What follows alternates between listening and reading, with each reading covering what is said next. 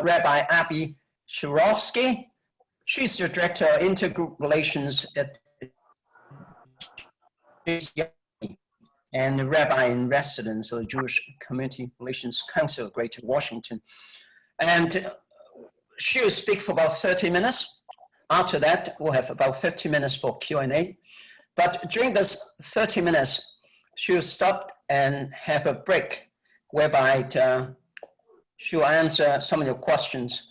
So as she presents, she does a presentation. If you have any questions, please write your questions in the chat room so that during the break we can tackle the questions.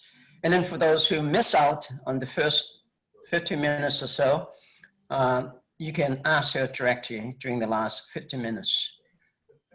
Okay, Rabbi, you go. Okay, well, thank you for having me. I am very excited to be here and to be speaking with your community about issues that are not necessarily easy to speak about. Talking about race, talking about racism, and talking about religion. I feel like those are things that people are told, don't talk about that at the dinner party or in work or anywhere. And yet, here we are as a Jewish community, and we have to talk about it. So I would like to share the words of a colleague, someone I have not worked with her personally yet, and I aspire to someday, from her Yom Kippur sermon just this year. So bear with me. I am going to share, I have it queued up. Let me just share the screen and make sure I have everything enabled. Okay.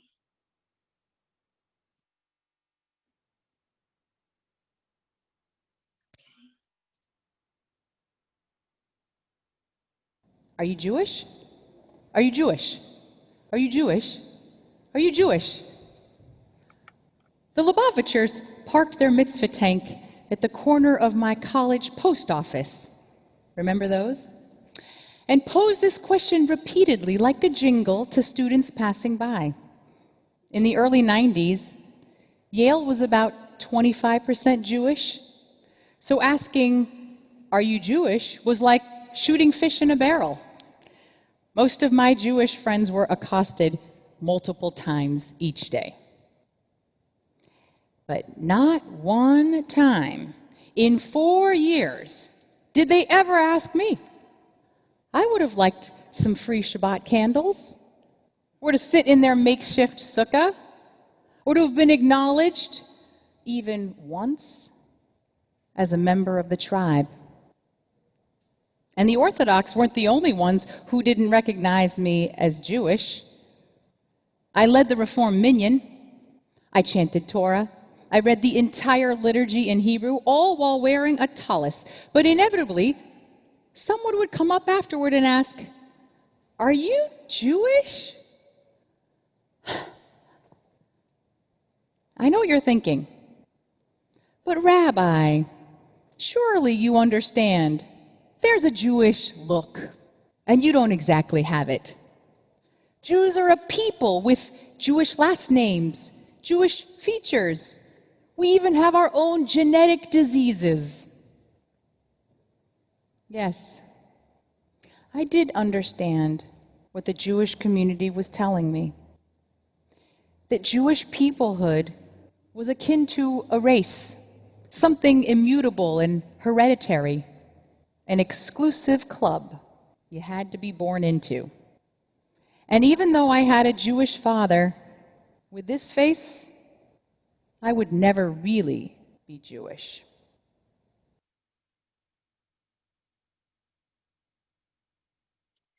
So, Rabbi Buchdahl's words, powerful. She, sorry, I just wanted to make it out of there. Powerful words. And she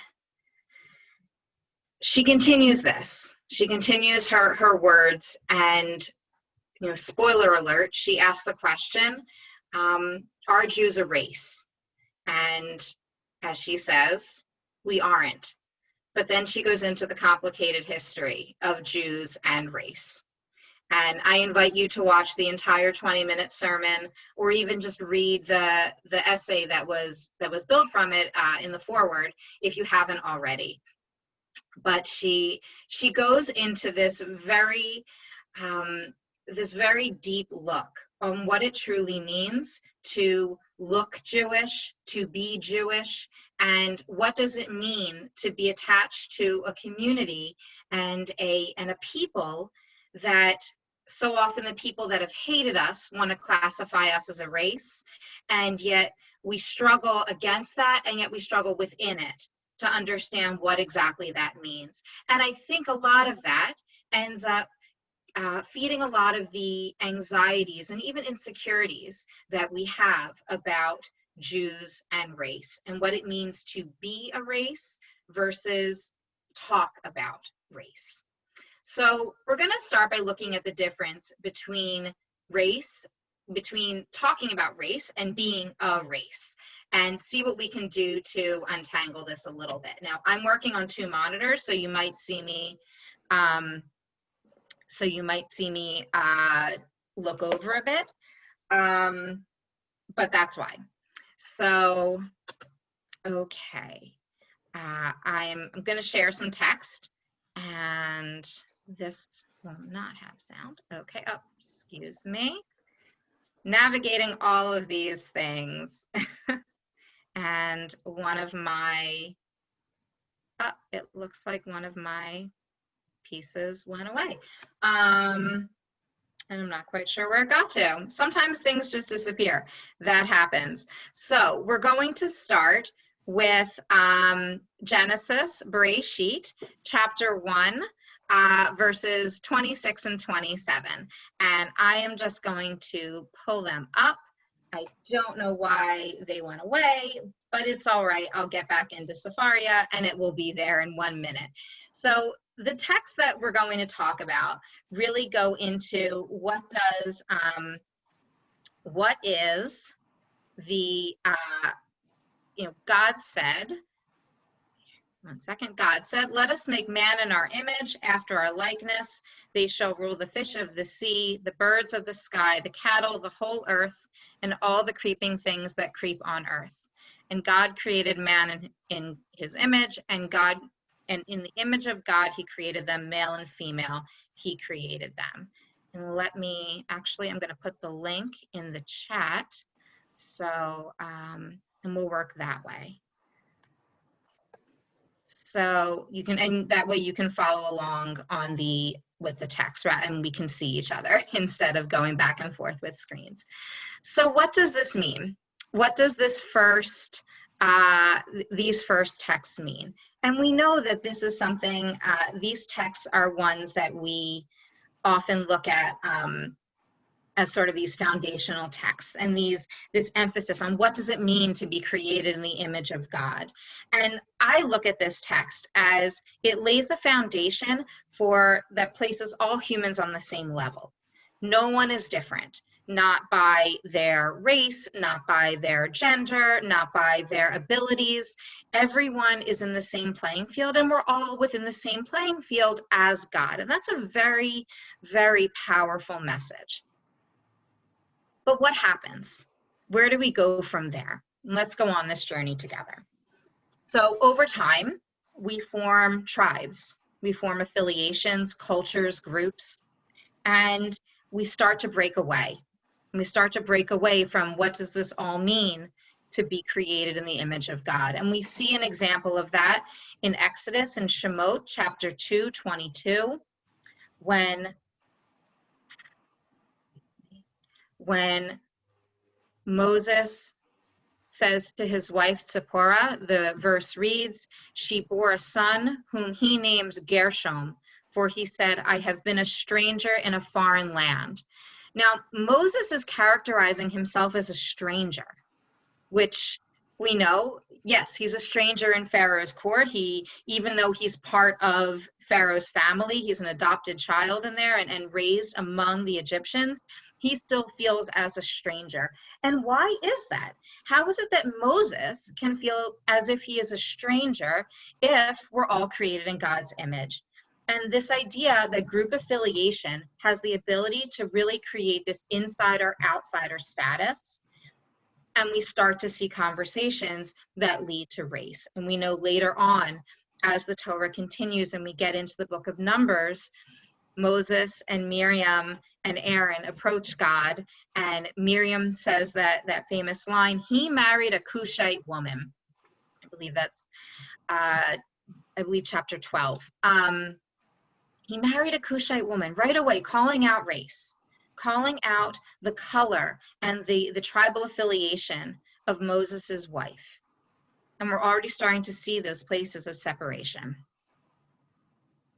So then I want to look at our final piece of text from Malachi, chapter 2, verse 10. Have we not all one Father? Did not one God create us? Why do we break faith with one another, profaning the covenant of our ancestors? And there we start to see race as a social construct and not a biological one. That right there starts to become challenging ground. So is race biological? Lots of things point to no. But then we look at Rabbi Buchdahl's words, there are even Jewish genetic diseases. Well, are they Jewish? Are they Ashkenazi? What does that mean? And how do we start to understand what it means, race as a social construct versus a biological one? If we look at our genes and we look at different studies and we look at some of the more recent academic pieces, it finds that those that we think we might be connected to, through either commercial things like Ancestry.com or the medical pieces, we see that our genetics and these biological things that we think we all have are not existing in the ways we once thought, and that race really is the ways that we construct ourselves and the ways that we place ourselves in our culture.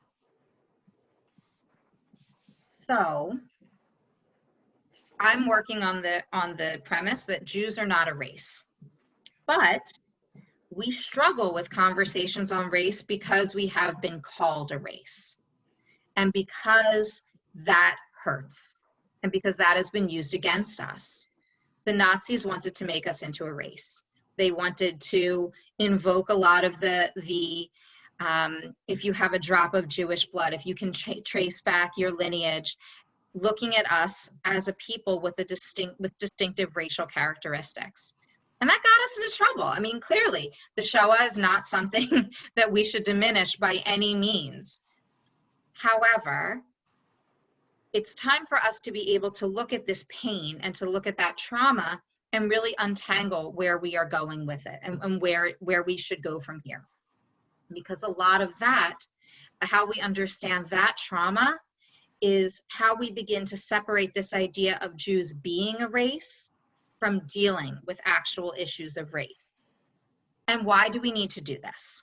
So we need to do this because we are at a point in history, as I started to say before I played Rabbi Buchdahl's words, we are at a point in history when so often we feel like we must choose. We feel like, are we standing by and are we watching Jews get blamed for things? Are we watching anti-Semitism rise? Are we watching while people are injured and killed and attacked and targeted purely on the color of their skin or the way their features look or the way their features are perceived? How are we standing up? How are we standing by? And what are our obligations to do so in any of those situations? And I think this is where so much of the Jewish community really gets caught. How do we balance that ever so important need to address anti-Semitism and address the issues that are close to us, that are close to Jews, as well as show up for those with whom we need to be allies. And that is, we'll do a lot of that in part 2. So, but for right now, we are going to get into issues of, actually, I want to take a pause and see if anyone has any questions or other thoughts about some of the texts I presented. I know I talk very fast. So I'm happy to start to engage in some conversation about the text before we look at an issue, before we do an exercise about understanding how we go through the world as Jews. So far, we haven't got any questions in the chat room. Yes. So please feel free to ask Rabbi Abbi questions directly. I'm here. You can. Okay. You have to unmute yourself. Could you? A comment. I was on listening to a lecture a couple of weeks ago by Tudor Parfit, and he specializes in, I guess, Jewish anthropology and race relations. He's not a Jew. But in any instance, he pointed out that up until very modern times, Jews were considered by the Western world as Black, which I never knew. And he had all kinds of artistic proof where you saw pictures of Jews with Semitic features but Black skin. And that's what the Western world, I guess up until the 19th century, thought of, that we were not a separate race, but part of the Black race. So it's an interesting concept, because if we think about the Sephardic community, we think about the Mizrahi community, that not all Jews, as Rabbi Buchdahl was saying, not all Jews look like me. Okay. I mean, I know that I have, I don't tan, I crisp in the sun. I have curly hair and I love it. I think about my features and my build, my voice, all these things. And I'm like, how can you not know that I'm Jewish? Totally embracing the stereotypes and understanding that. However, I travel to Israel and I walk through the streets in Tel Aviv, and I realize that not all Jews, not all Israelis, not all Jews look like me. They might look more like they might have tanner skin or more olive skin. They may have different hair colors, different eye shapes. And I think that the Eastern European Ashkenazi look that we so often associate with Jews is like you were saying, a relatively modern concept. Modern meaning, within probably the last 3 centuries, 3-4 centuries. And there's also this challenge of, because our skin is light and because because I'm white, and people in the majority of places of power within our country and within Western society are white, I get to present that way. And that's something that's the difficult piece, which I think gets to another question about what does it mean if we're Jewish and we struggle with so much of what's going on so many different levels, and yet there are also pieces of us that are, and we'll get into this in the exercise, to use the word privileged. What does that mean? I see there's a hand raised. Yes. When you say that Jews are not a race, would you also say Jews are not a people? No, I do think that Jews are people. I very strongly believe in Jewish peoplehood, just as Rabbi Buchdahl goes on to say in her sermon. And you're aware that the term race has evolved in its meaning, particularly very dramatically since World War II, that it used to be used in a different way than has become common in the aftermath of the Second World War. Is there a question? Rabbi, it was interesting. You just mentioned something. I think I heard you said that because either you said I am white or because I look white, doesn't in itself put us sort of like in a straitjacket of having to define or redefine what is a race by virtue of saying that I am white or I look white, that that seems almost like we're putting ourselves into a straitjacket, that we're self-defining ourselves as being white. No, unless I misheard you. So I'll give an example of something that happened to me yesterday. Mm-hmm. I was walking into a restaurant. Now, I wear a kippah. I wear a kippah all the time. I was in downtown Silver Spring walking in to go get to go pick up a salad at a restaurant. And as I was walking in, someone who I don't know anything about this man other than the color of his skin, and that he was asking for money or a meal. And I walked past. I gave a nod, and he's asking, and I gave a nod and walked past into the restaurant. And he started to say Jewish American, and I don't know what the rest of what it was that he said. At that moment, he saw me as Jewish because he saw my kippah. If I wasn't wearing it, it might have been white woman, whatever.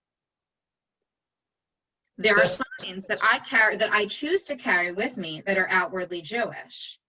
Now, if I took off my kippah when I'm walking around in downtown Silver Spring, or anywhere for that matter, though you would not know. All you would see is my white skin. I'm going to give another example. I don't like to drive. Really don't like to drive. Not a fun thing at all for me. I lived in Manhattan for over 15 years, and I really didn't have to. But we have a car, and we had a car in Manhattan. We just moved here about a year and a half ago. And I was in, I don't know, anyone's familiar with New York City, alternate side parking for street cleaning. It's not fun at all. And I was sitting in the car one morning because my husband wasn't able to, and I was nervous about moving the car. And the street sweeper came up, and I'm like, maybe I'll just duck and I'll hide. I'll pretend I'm not there. I'm just gonna, if they can't see me, it won't happen. And I ducked, and I didn't move my car. And the woman in the sweeper is yelling at me, and I'm like, just go past. And I didn't move the car.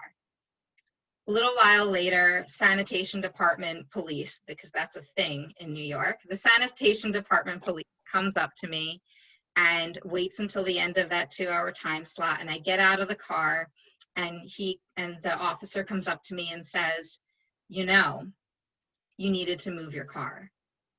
And I said, yes, I'm so sorry. I didn't know what to do, and I just got scared. I may have even shed a tear. I played it up, and I had a hat on and a coat because it was January. And I said, I'm really, really sorry. He's like, okay, this is your warning, but next time you have to move your car. And I apologized up and down.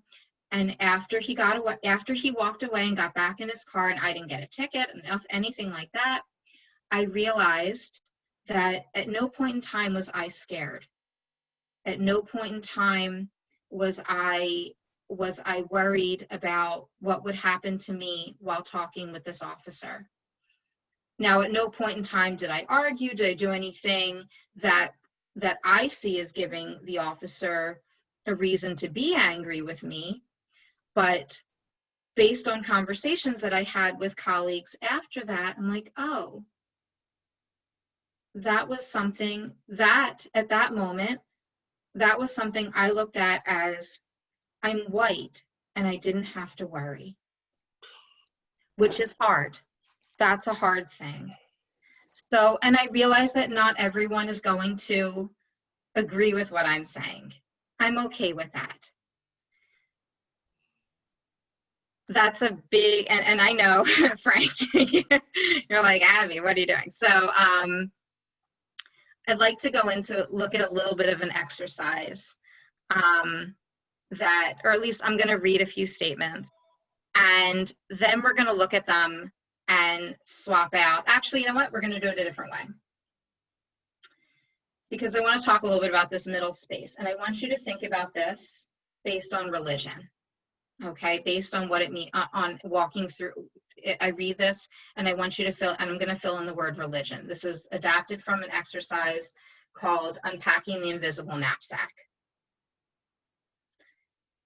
So, and the idea of unpacking the invisible knapsack is to, it's not to make people feel a certain way or accuse people of racism or anything like that.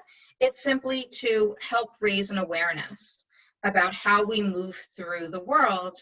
And I think, and Frank, I think this, it responds to your question of, are we pigeonholing ourselves? Because I don't Right. think it's that we are pigeonholing ourselves. I think that the world pigeonholes us whether we want it or not. Thank you. Because I can't change who I am, and I can't change how others see me, especially when they don't know me. All I can do, and one of my beloved teachers told me this, the only thing I can do is change how I react to them. So that's the you know, the chachma that I take into the world, the wisdom. So I'm gonna put religion in this. I can easily find academic courses and institutions which give attention only to people of my religion. As Jews, can we? I can go into a music shop and count on finding the music of my religion represented, into a supermarket and find the staple foods which fit my cultural traditions or religious dietary needs, and into a hairdresser's shop and find someone who can cut my hair. And this is the powerful one, or possibly. I can arrange to protect my children most of the time from people who might not like them. Now, this is a part where Jews feel pain, because there are times in our history, there have been times, there still are times when we don't feel as though we can protect our children, when we don't feel that we can keep our children and hide our children away from the, you know, away from neo-Nazi terms, away from, you know, hurtful images, swastikas, things like that that are showing up in their, you know, in their schools, things like that that are showing up in the news and the media. These are all there. So we face this trauma as Jewish parents, grandparents, people who, you know, who are you know, have these connections with children at this point in time, and it is deeply, deeply painful. So I swapped out religion. I put the word religion in all of these. The original list says race, and the first time I ever looked through this, I said, but as a Jew, this is how I feel. And as a Jew, I do feel these things. And that's when I started to realize that for me, it wasn't just as a Jew, I feel these things. I can feel all of that, and they are all real and they are all true. And I'd like to go to the second part. I can go shopping alone most of the time, pretty well assured that I will not be followed or harassed. That's true for me. Whether I use checks, credit cards, or cash, I can count on my skin color not to work against the appearance of financial reliability. Now, there were times when Jews were denied loans, when Jews were denied things, and and money is a hot topic because it is used against Jews. And we are looked at as, the Rothschilds or Jews controlling the bank. So there's pain there, there's a tension. And it's looking at how have these tools been used against Jews? And then how are they also being used against others based on their skin color? And this is where we get into this pain of race versus talking about race. Because we have to talk about these things. We have to be able to acknowledge that, like we were saying, Frank, that it isn't necessarily that I want to put myself in a box. Please, I tried to deny the whole privilege thing for years and had the conversation with people, and I'm like, but I'm Jewish. Don't you know how hard it is for Jews? But if I'm driving on 270, and chances are I'm not driving on 270 because, like I said, I don't like to drive. But if I'm driving on 270 and I get pulled over, I'm not scared. But God willing, someday my kids are little. I'm going to send them to college. When they step on a college campus and they have to deal with BDS, and they have to deal with anti-Semitism and have to prove who they are because of a love of Israel, that's a pain. Going to college, going to many, many progressive spaces can be very difficult as Jews. And those are the pieces that I plan to bring at our next session next week. Questions? So here we're beginning our Q&A sessions. It's a free for all. Please ask the Rabbi to any questions you might have. Yeah, again, a comment. Maybe it's a generational thing. I appreciated your story about New York and the sanitation police, but I know in the times that I've been pulled over, fortunately not that many, particularly like there was one time in a small town in the South, I was scared out of my mind, and I'm as white looking as you are, but that cop had a sidearm and could have done anything to me, not because he thought I was Jewish, just because he was in power. So, it's not always just something about race. It's a question, or religion, question of inequality of power. Yes. Power dynamics, especially, you're touching on something as a woman. Gender and power is a totally real thing. And there are times when I've walked down the street and it has not mattered about the color of the person, but simply the presence of someone who is large. Maybe you could see I'm like 5'2" on a good day.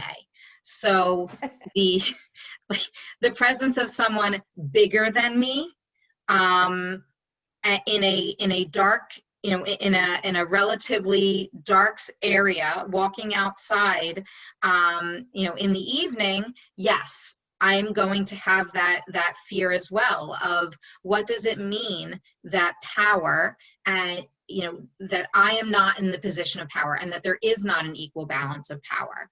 So it is a completely valid point, and I appreciate that you brought it, because so much of this goes back to how do we understand the different pieces of power that are in play, who holds it. And in that situation, Natalie, yes, he held the power.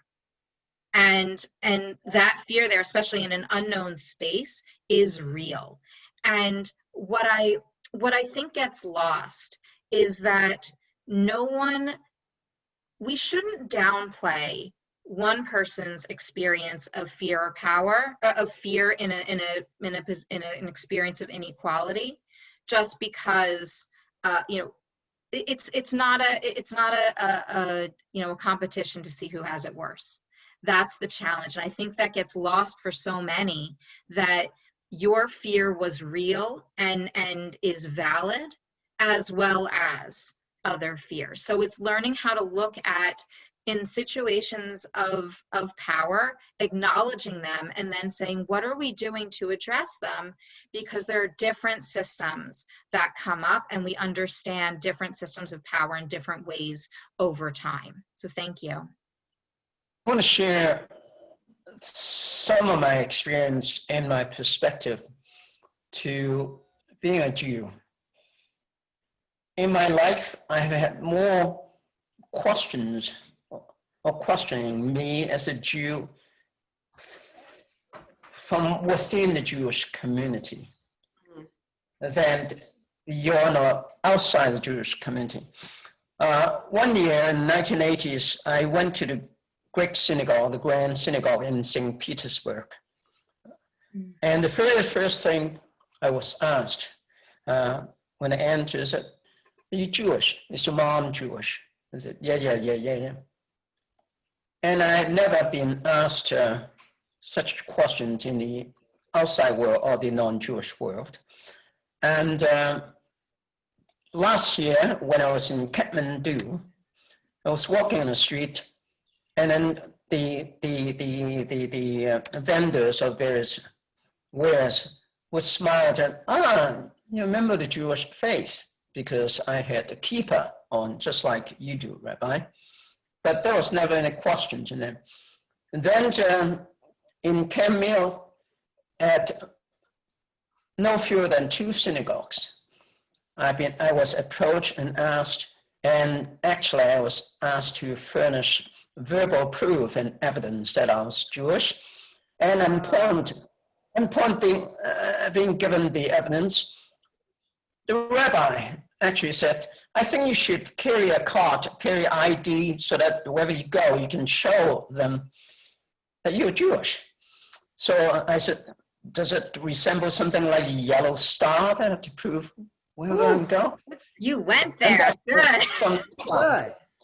So my perspective is that I seem to have more questions from my own people, asking or questioning whether I'm one of their own than from the world at large. Just want to share my thoughts with you.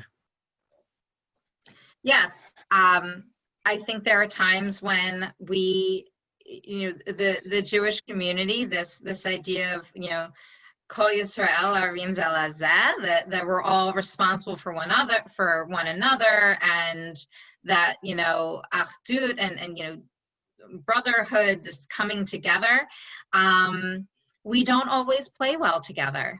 As a woman who is a rabbi, I know that it's a very difficult space. My rabbinic authority is not held in Israel. It's very, very challenging, and I get questioned a lot when I'm there. So yes, I think Jews, and question like, are you even Jewish?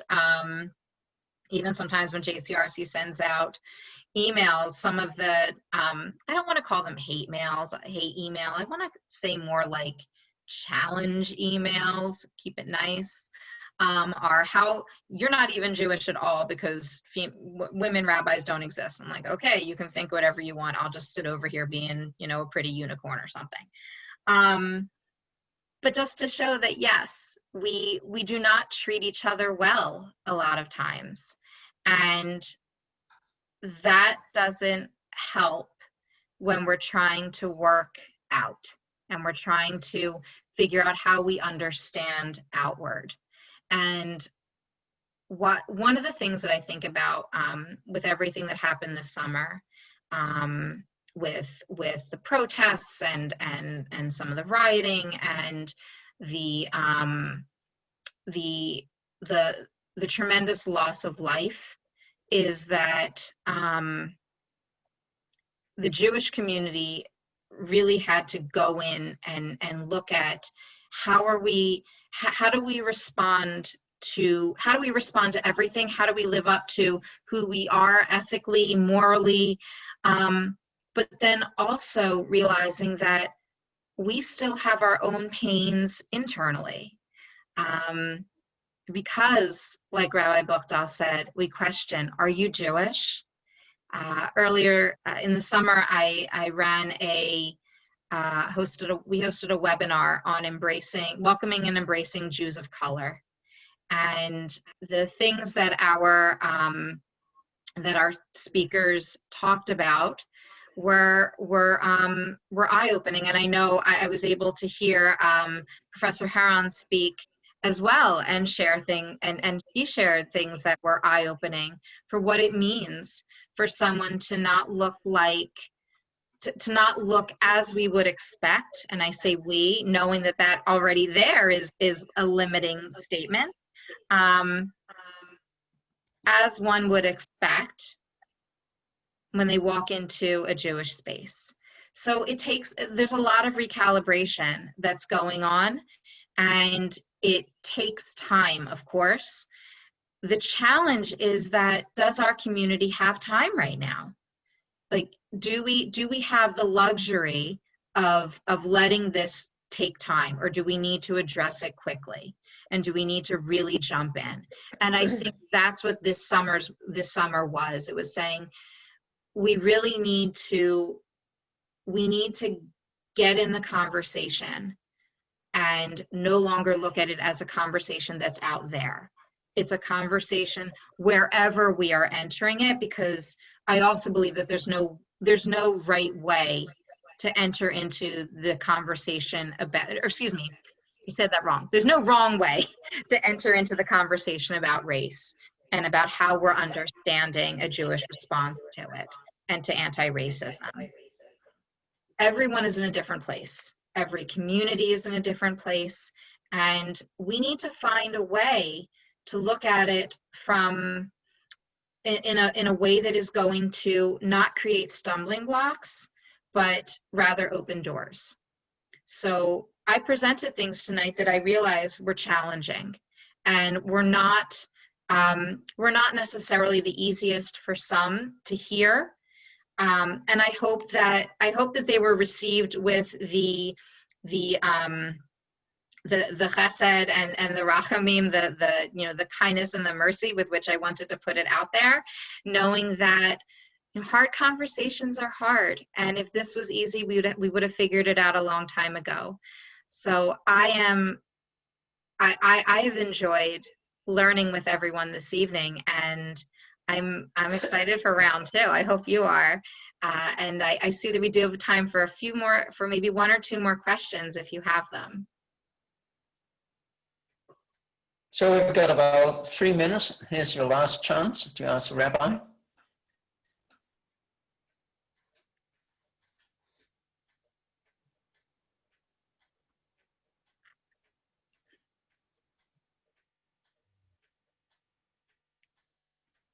I think we're reserving our big questions for your next session. Awesome, that's fine.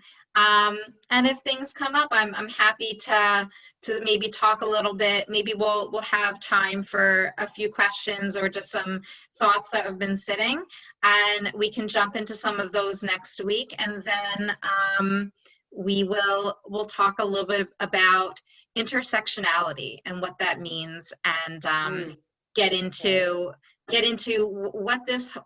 The easiest way to, I think, explain it is how do we hold both issues of race as well as anti-Semitism in our hands and try not to drop everything. So it's an interesting conversation, and I'm looking forward to going on that journey with you. We're all looking forward to next week. To everybody, this series actually starts at 5:45. So please come on 5:45. You missed some of the best dialogues in the beginning. So we'll see you. Thanks very much, Rabbi Abbi. Thank you. See you. You're welcome to stay to join us for Mincha service too. I'll be able to stay for a few minutes, and then I need to head off. Question that has nothing to do with the rabbi's very interesting talk, but can you tell me why your door keeps opening and closing by itself? The door behind you. Oh, sorry. Oh, my dog keeps coming in and out. Oh, okay. Sorry, it's Thank you. her crate is in here. She keeps me company sometimes. And I found that if I close the door all the way, she'll knock against it. So if I, so I've just learned that it's easier to keep it open Yeah, ever I so didn't think slightly. So